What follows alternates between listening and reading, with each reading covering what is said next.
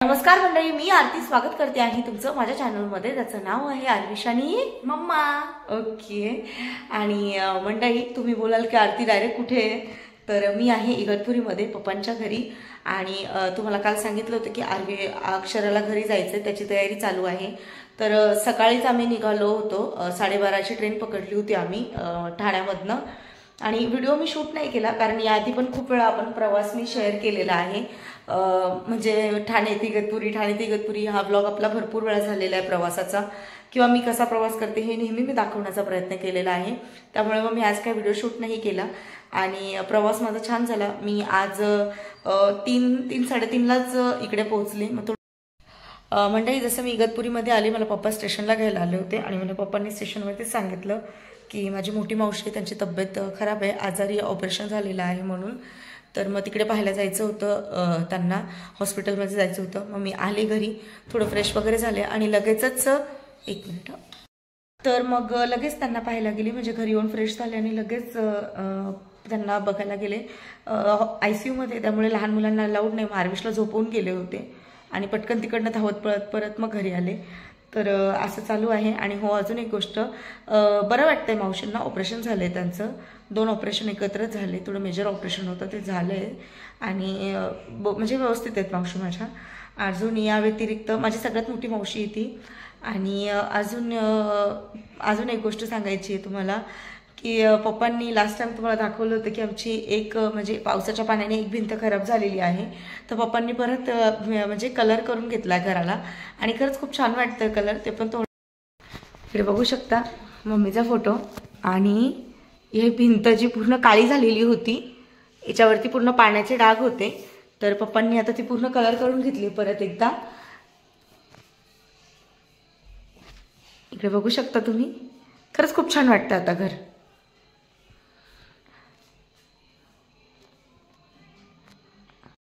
हे दरवर्षी असं होतंच इगतपुरीमध्ये, कारण पाऊस खूप जास्त असतो, त्यामुळे हा प्रॉब्लेम येतोच.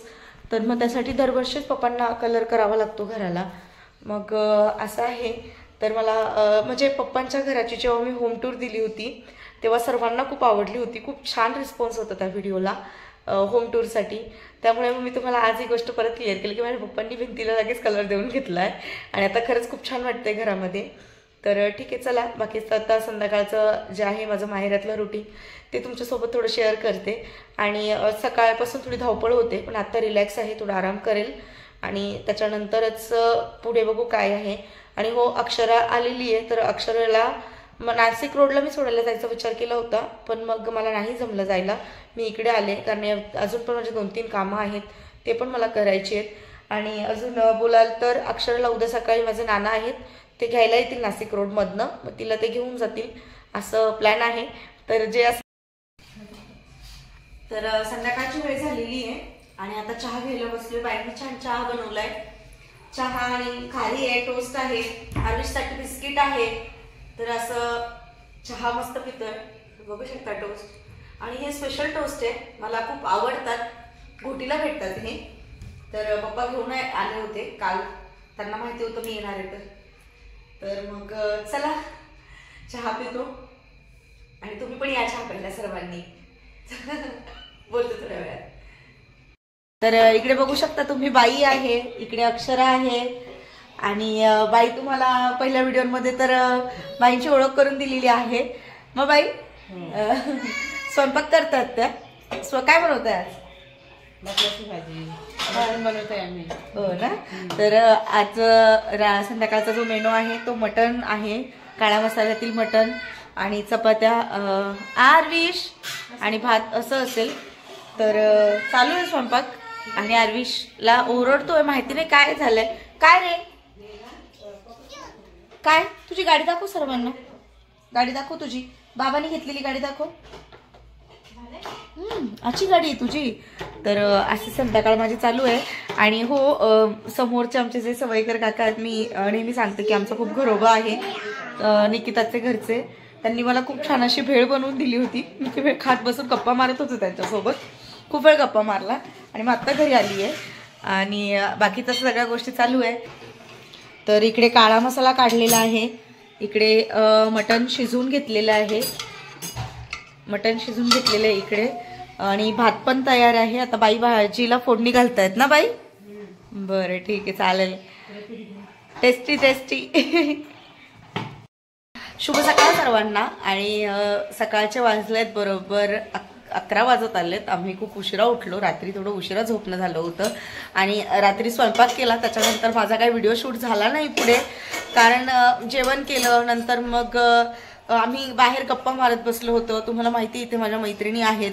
मग गप्पा मारत बसलो तर रात्रीचे मला 12-12:30 कधी झाले समजलंच नाही. म्हटलं ठीक आहे चालेल, आता मॉर्निंगलाच डायरेक्ट शूट घेते असं मी विचार केला होता. आणि त्यामुळे मला रात्री काय शूट घ्यायला जमलंच नाही. का नाही हो बाई? है ना? जेवण वगैरे झाले आणि घरामध्ये वेळ कसा निघून जातो समजत नाही ना. तर असं चालू आहे.